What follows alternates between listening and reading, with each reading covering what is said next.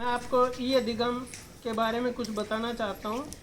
ई अधिगम शिक्षा की एक नवीन प्रणाली है जिसके अंतर्गत विद्यार्थी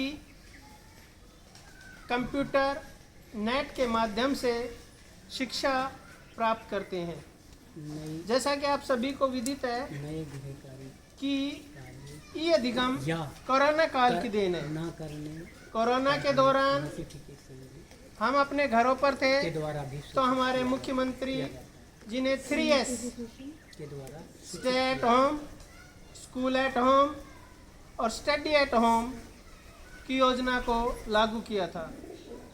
लेकिन कोरोना के बाद इसको पुनः क्रियान्वित किया गया और 5 मई 2022 को श्री मनोहर लाल खट्टर जो हमारे सीएम हैं उनके जन्मदिन पर ई अधिगम योजना की शुरुआत की गई।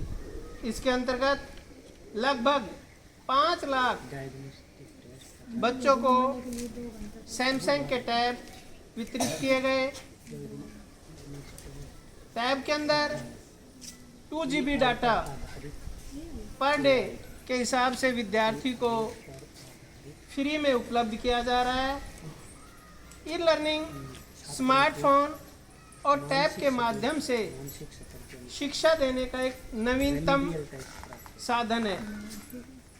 जैसे कि आपने 9th कक्षा में पढ़ा होगा, एक लेसन है द फन दे है, जिसमें बताया गया है कि आने वाले समय में जो आपके ये परंपरागत स्कूल चले आ रहे हैं ये समाप्त हो जाएंगे और कंप्यूटर आधारित शिक्षा है वही लागू रहेगी और उसमें जो क्लासरूम होंगे वो आपके घर पर ही जो आपका कंप्यूटर का सिस्टम होगा, लैब होगी, उसी के अंदर होगा।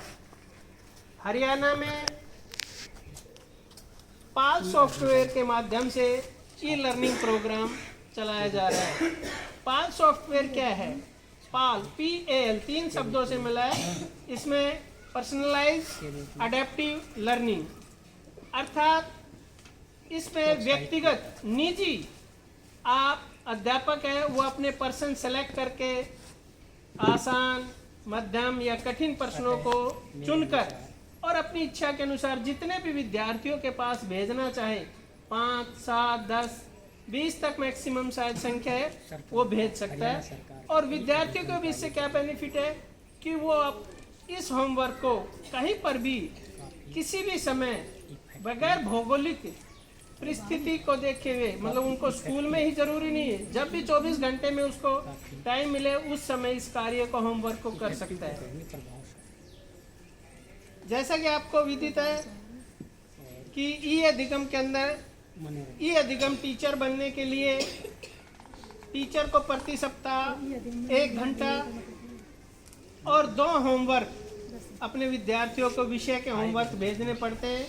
इसी प्रकार बच्चों को अब 35 मिनट और 2 रेमेडियल असाइनमेंट या होमवर्क है वो करने पड़ते हैं प्रति विषय। ये अधिगम का अगर हम मीनिंग की बात देखें तो ये अधिगम का जो मीनिंग है वो है ई से इलेक्ट्रॉनिक्स। आपके टैब हैं उनमें भी लिखा हुआ है। अधिगम में ए से एडवांस, डी से डिजिटल, एच से हरियाणा, आई से इनिशिएटिव, जी से गवर्नमेंट,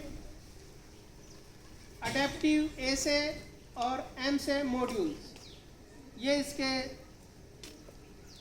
शब्द हैं ई अधिगम के, जिनके माध्यम से हम आपको शिक्षण कार्य कराते हैं। इसमें मेरिट और डीमेरिट की जहाँ तक बात है